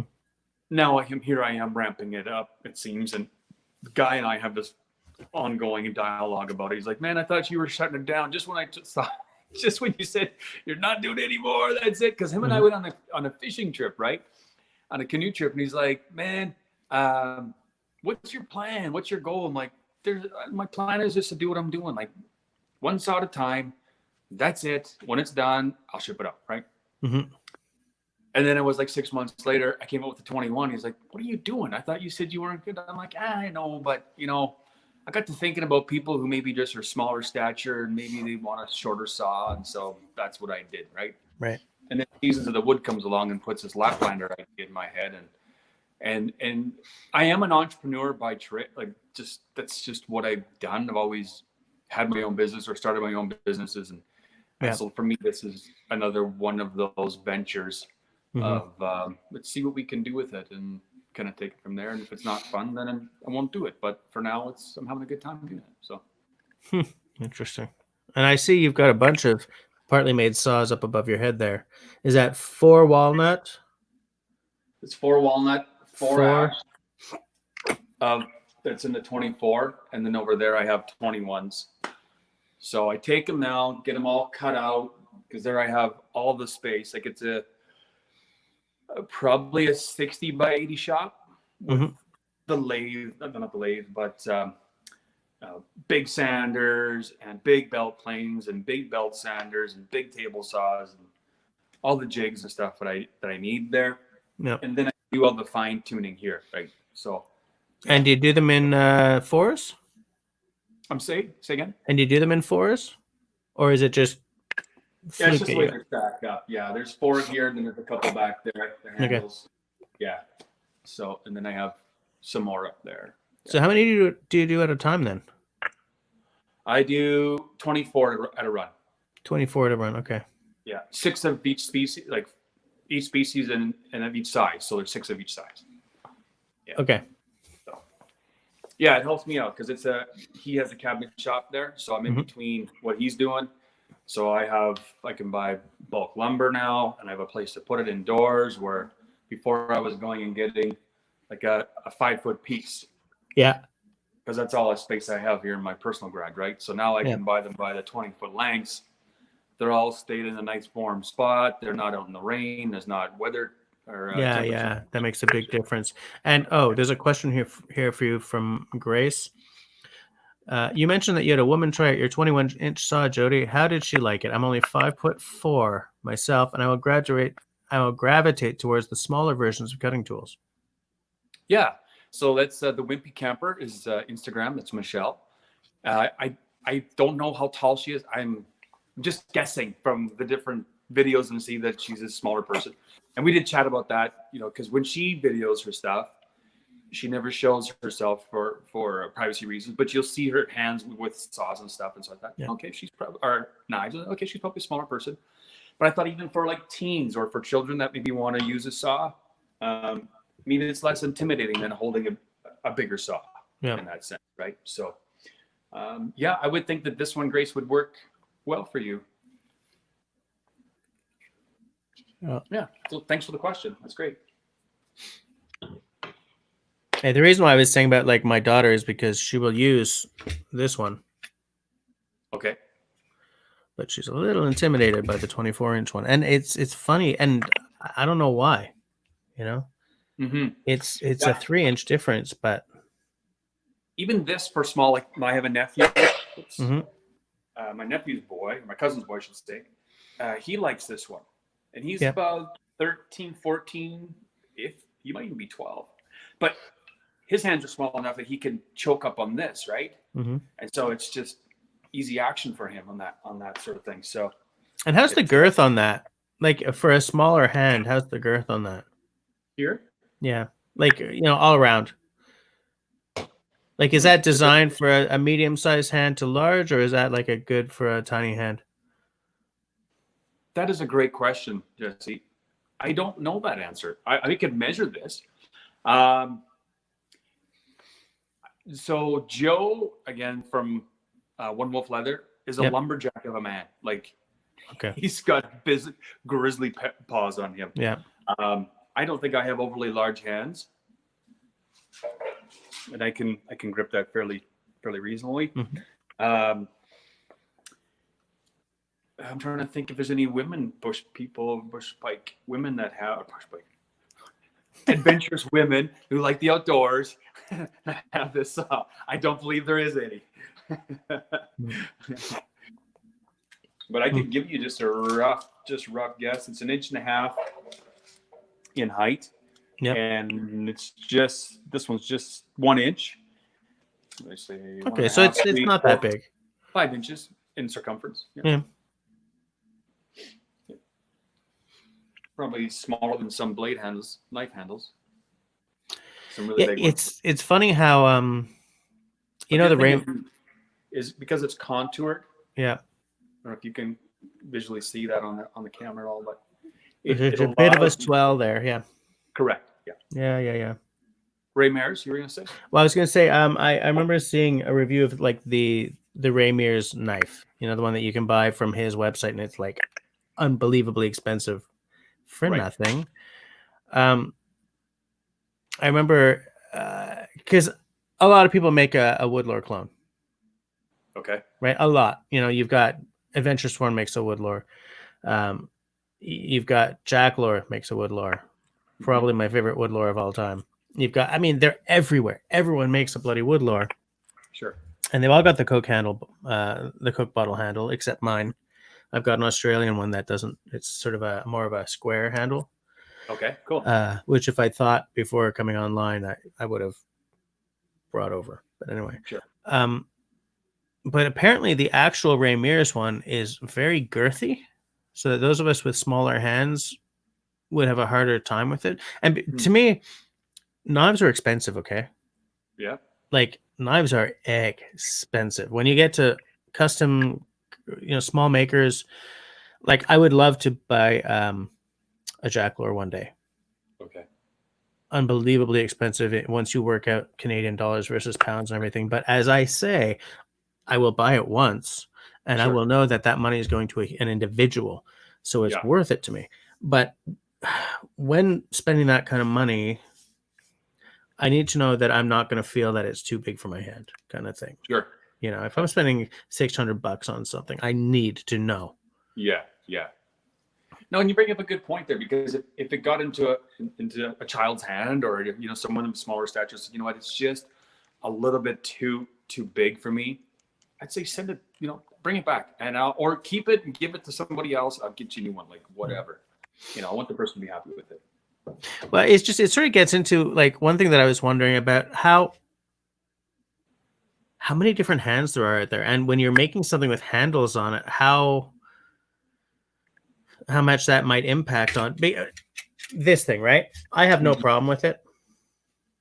I don't find any hot spots. Scrambled dough finds a hot spot, you know, because of the way do you have one of these? I don't. Okay. Once it's all like unfolded, easy peasy, lemon squeezy, as my daughter would say. See that right there? Yeah. Well, right? Yeah. It doesn't disappear into the, you know. And what he says is that creates a real hot spot for him. So he's had to sort of develop kind of this feel to it or whatever. Okay. And I've never had that problem. And my hands are smaller than his. I guess it's to the user, right? Yeah. Yeah, because I've sold probably a dozen of these bush pikes now, and I've never had anybody tell me, "Oh, there's a hot spot there." But I have sat here, like, this handle is probably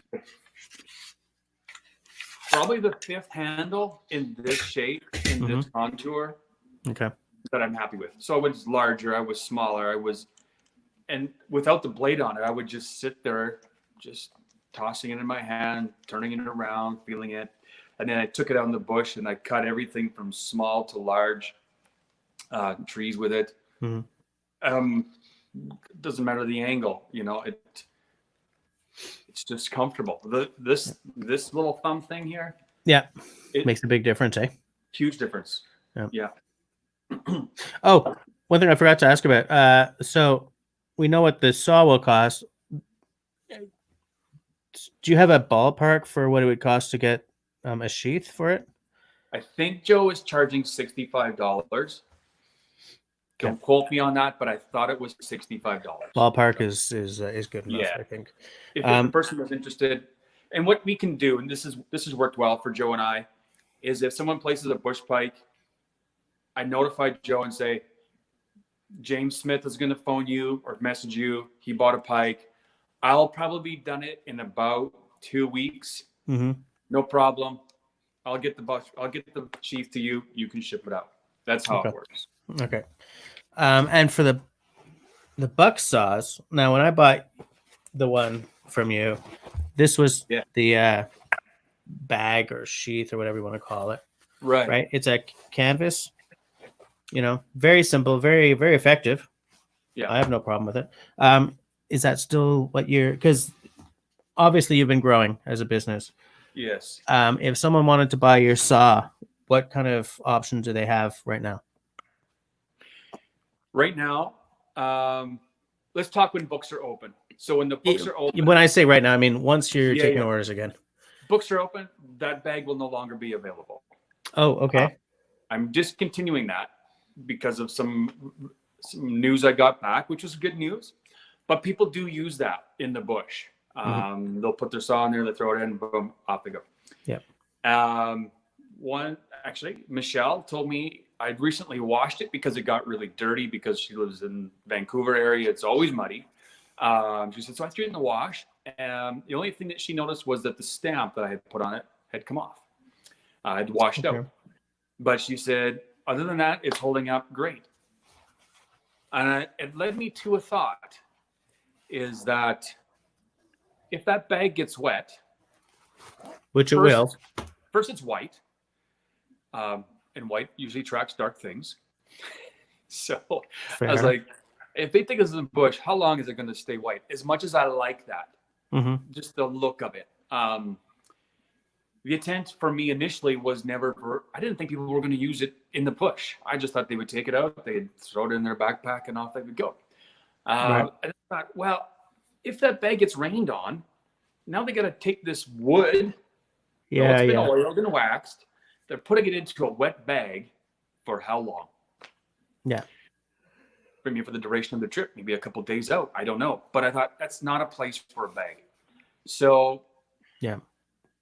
I'm coming up with something else. It is wax canvas. And there's leather. Yeah, there is leather involved.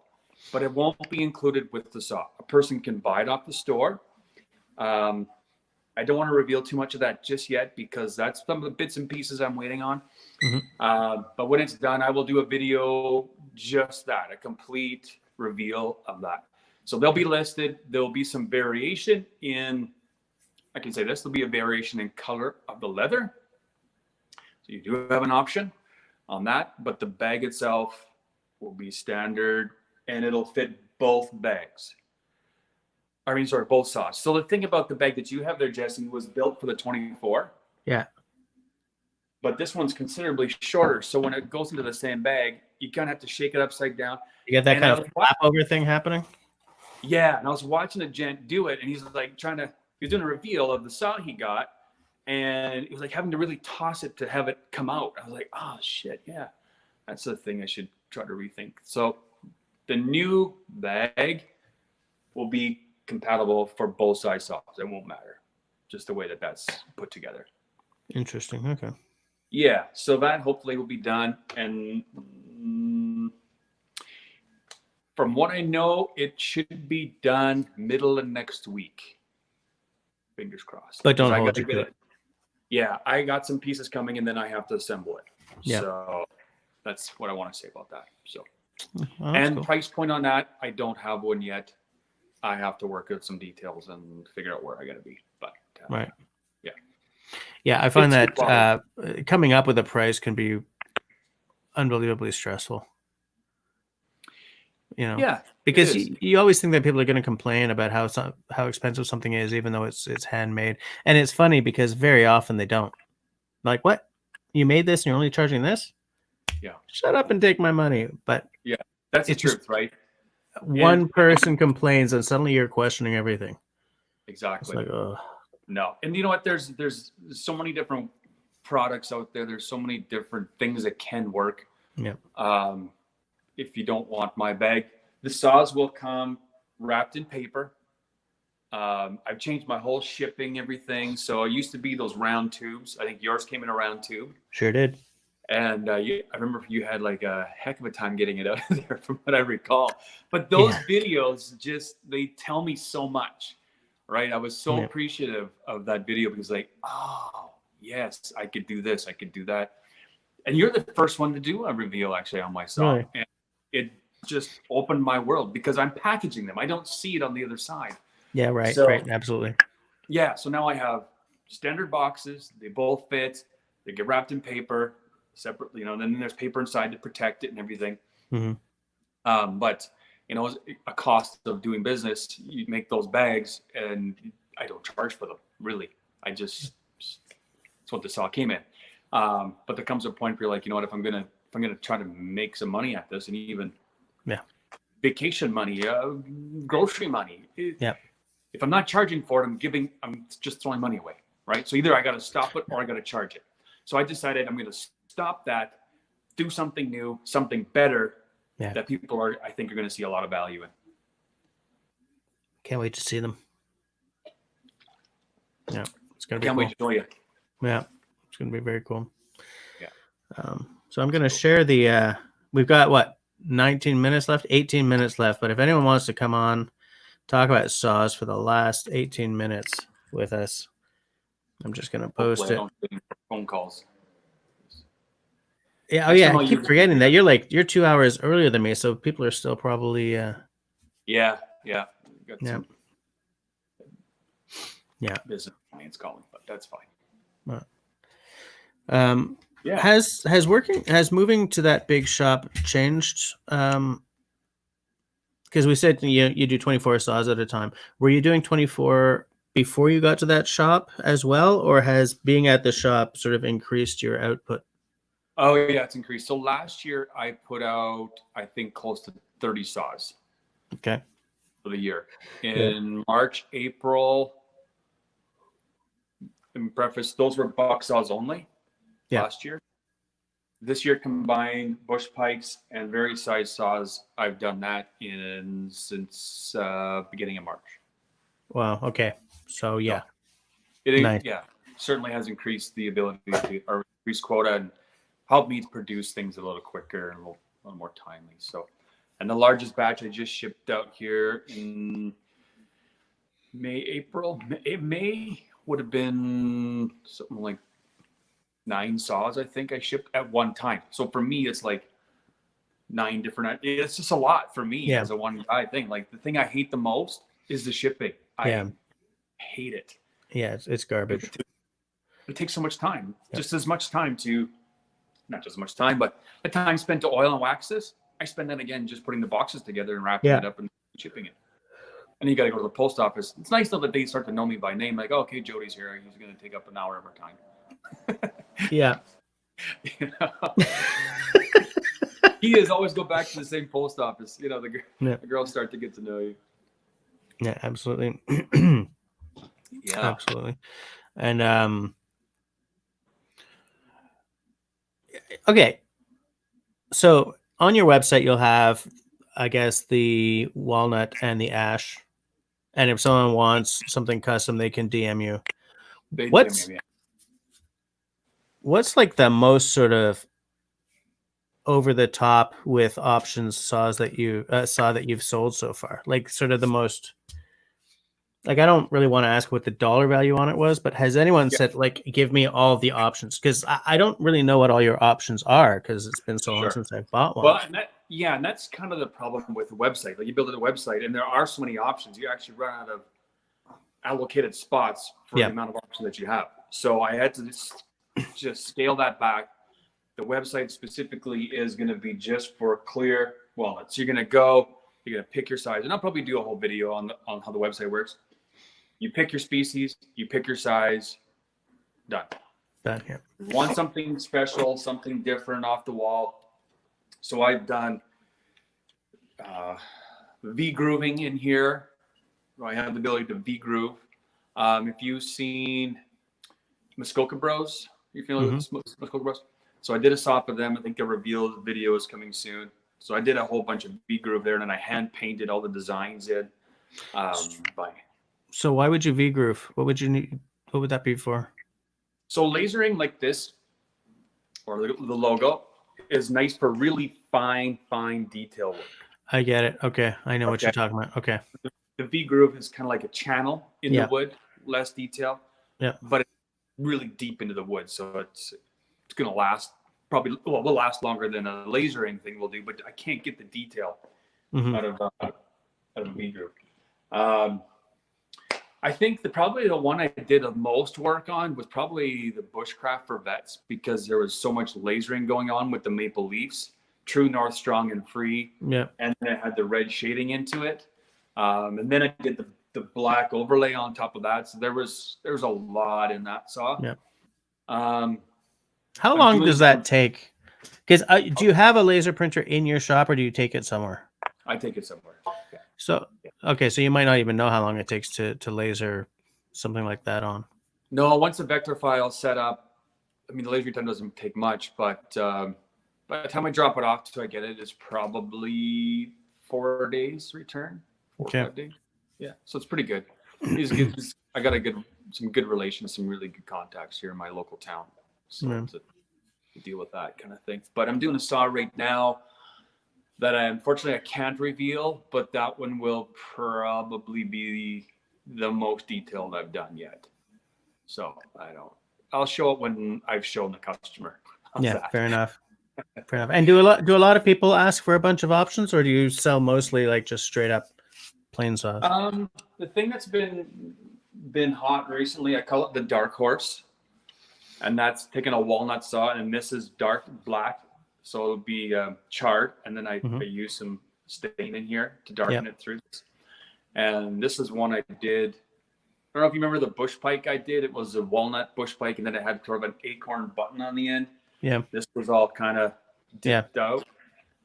And so this is a matching pair to that one. Oh, okay. Yeah. And they're going to the same customer? Yeah. It'll end up there. And so the dark horse is really popular. Red on an ash seems to be really popular. I've done only one green, I think. I have other dye colors too. I thought about doing like a blue detail. I might do one like that. Where is this one here?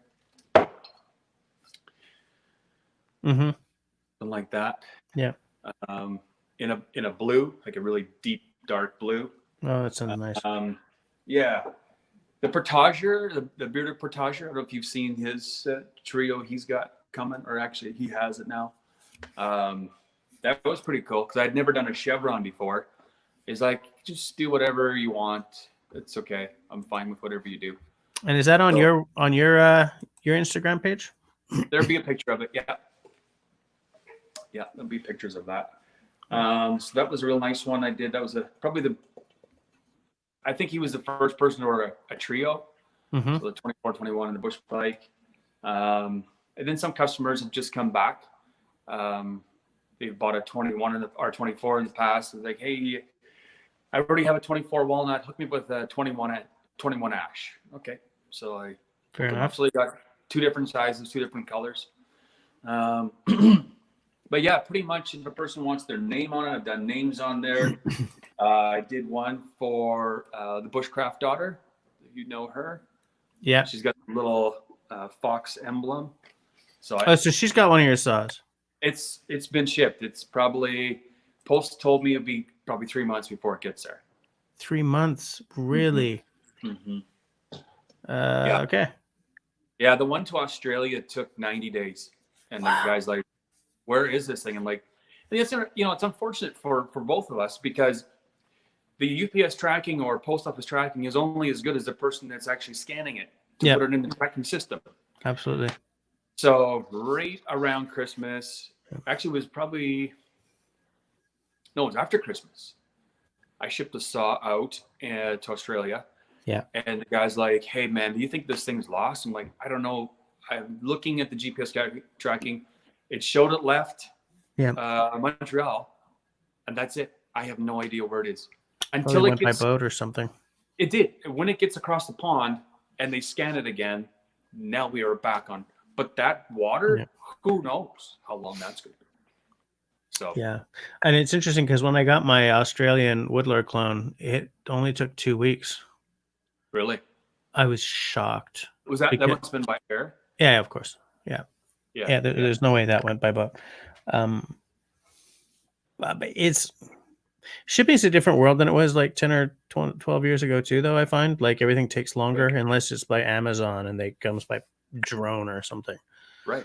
But I find that ordering something from overseas, like shipping is way more expensive than it used to be, and the service is worse. It is. How the heck does that work? Yeah. I felt bad for this gentleman because the price of shipping by ground was as much as the price of the saw. Yeah, so the air was probably crazy. Oh, it was just out of this world. He's like, yeah, just put it on the ground. And then it was like, it was I think 2 days before we chatted, I was like, hey man, if it doesn't show up, I'll make you another one. I'll ship it out to you. Don't worry about it. Yeah. It was like 2-3 days later. He's like, dude, it showed up after all this time. He's like, it's here. I love it. Thank you. I was like, okay, cool, man. I'm glad you got it. So it's. Now I wish that the Bushcraft daughter had clocked in on this because that would have been interesting.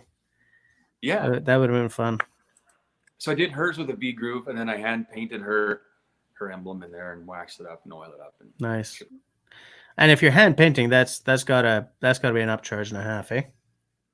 Yeah, it certainly is. I mean, I'm not a welder, so it doesn't come easy to me, but it does lend to really, I think, a nice product at the end of the day. Like, yeah, I have to borrow my daughter's art brushes. She's got some good ones. I steal them off her. Right. That's cool. Yeah, no, I like the custom stuff. Yeah. Yeah, that's interesting to know. There's like I always like to just have the most basic version of everything possible. I don't even know why that is. Like it would be so nice to have said, "Hey, burn like Rain Dance Bushcraft on my saw." Sure. But I don't know why I don't ever think to do that. It makes no sense to me because I mean, it's not like there's no room. Yeah, there's room for it. There's definitely room for it. It hadn't even really occurred to me until I got the one by BJ here, right? Because he has all kinds of laser printing all over his saws. I wasn't really going to show this because I still have this idea that I'd like to have you guys both on a panel discussion to discuss like your various philosophies and stuff. But like, there's laser stuff all over this thing. Yeah. Yeah. And it hadn't even really occurred to me. Like I'm kind of a previous generation, like the whole laser printing thing. Sure. I mean, I'm hovering in on 50. I mean, I'm a couple of years away. I'm 48 now, but I wouldn't have pegged you as 48. Well, it's because I'm so careless and free. Full like, adventure. Absolutely. Yeah. But like, it was recent in my life that the laser printing thing stopped being completely unaffordable. Right. And I would love to get one for when I do an axe and just like put a scroll mark on the axe handle, Sure. It's still a little expensive for me to buy one, but they're not cheap. No. But it's so nice though. Yeah, you can really do some really nice fine work with it. It's I got to do something here for a gentleman. It's his family crest. There's a ton of detail in it. Yeah. But we're going to create the vector and put it in his saw. And nice. Yeah. Yeah, that's cool. That sounds really cool. That does show up nicer, in my opinion, on the ash because it actually burns. Yeah. So it comes out a little clear, but Man, every time you hold that saw up, I'm like, geez, I should have gone for the ash. you still can. There's more in stock. All it takes is money. Yeah. It's funny because I was saying in a previous video that as soon as COVID hit, my gigs stopped. Because the bars were closed. If I fly to Alberta, I have to quarantine for 2 weeks, so I would miss the festival gig if it hadn't been stopped. Sure. Everything that pertains to my outdoors stuff, my music, or my YouTube channel has to come from gigging money. So the bills are still paid. The mortgage is still hit. Both of my girls are eating. I've still got beer. But in terms of all the fun stuff, I'm essentially penniless. Yeah. And so I'm just waiting for stuff to... It's funny because I'm waiting for stuff to open up on a fiscal level, and because I kind of miss, rocking out. Sure. But I'm scared of stuff opening up because I feel that my province is doing it too early. Okay. I still think that 1918 was a lesson that we have to pay attention to. There's obviously going to be a second wave. As soon as they opened up the schools, because my girls are out of school and daycare until August, or whatever's next year. Oh, okay. That's what's happening in Montreal. Forget about it. But in what we call région, which is like the regions, I guess. Okay. Out. They open the schools up again, and like immediately breakouts in 9 schools. Really? So it's like, and I look at, like, I think it was Texas and Arizona. There's a lot of BS going on where they're like, oh, all these people doing manifestation, where you hold the placards up. Okay. What do they call it? Demonstrations are like causing all these outbreaks, but no, because 2 weeks ago they opened up those 2 states to a certain degree. I see. So whereas I can't wait to be rocking out and making money and buying cool stuff again. I'm kind of like, I'll keep wearing my mask. Yeah. I'll just keep, I'll just keep my social distance, my 2 meters. I'll just, because, I think it would be a real drag to get sick right now. Yeah, for sure would. For sure. But it's going to be so nice to have some money coming in again. A gigging sure does help, doesn't it? Yeah, absolutely.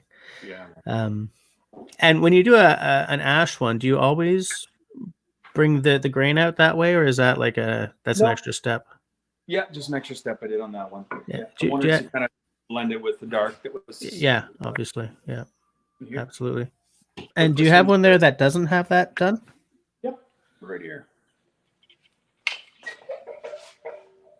Yeah, beautiful, man. Ash is such a nice wood. Yeah, that's really nice. I like that. Thanks, buddy. And that one looks like it's a 21. That's a 21 as well. That's a 21, yeah. Correct. Which do you sell more of? In size? Yeah. 24s. 24s, eh? It's still sort of interesting. Yeah. It was 24 in walnut for a long time. And then I don't know what it was. All of a sudden I had like a string of 12 or ash and just so I did the last batch 24. I think they lasted 2 months maybe. And they were done. Nice. So it's just, they all go. It's just all of a sudden there's an influx of walnuts that are going, and all of a sudden there's a bunch of ash that go. And so. Yeah, I think we've spoken about our workbenches before. That's correct. Yes. And like mine is finally done, and it's all pine. Like I went real, because it's so affordable, and you can do so much with pine. But I think I showed you that while I flattened the top with a router. Yeah, correct. Yeah, I remember seeing that. I made a router sled and all this stuff, but at the very end, I got this wicked gouge because the router started to slip, and so I got these wicked gouges. So I just at the ends. So I had this choice of either taking a circular saw and hacking off that edge or coming up with something else. And what I ended up doing was putting walnut kind of inserts. Let's see if this will work.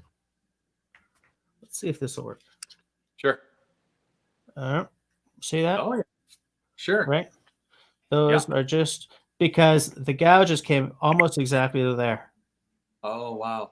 So I did both sides so that it looked like I meant for that to happen. Because eventually, when I put vices on this thing, because I wanted to do a viceless Nicholson style bench, the main front leg over there was made double wide so that I can put a leg vice on it when I smarten up. Yeah. And with that walnut there, when I put the vice on, it's going to look like I meant it to happen. Of course, I just blew the secret, but no, it's just you and me. Yeah, it's just us. It's just us. It's 11 o'clock now, so technically we're done. So thanks for spending your time with my subs and me. Yeah, it was my pleasure, talking about these fabulous saws of yours. I hope that people go and check out your Instagram and follow him on Instagram, people. It's a good channel. It's a good what do they call it? Feed? Sure. It's not a channel. What is it? Feed? I think it's a feed. Feed. So thanks to all you guys for hanging out. Everybody stay safe, stay healthy, and I will see most of you next week. Yes. Jody, have a good night. For me, I'm just going to go to bed now, but have a good rest of your night. Yeah, yeah. No, for sure, man. You too. And thanks for the invitation. I've had a great time talking about it. And yeah, we'll keep everybody informed as to what's coming on here shortly. Yeah. Yeah. It'll be worth the wait. So yeah. Cool. All right. Thanks a lot. Okay, brother. Bye,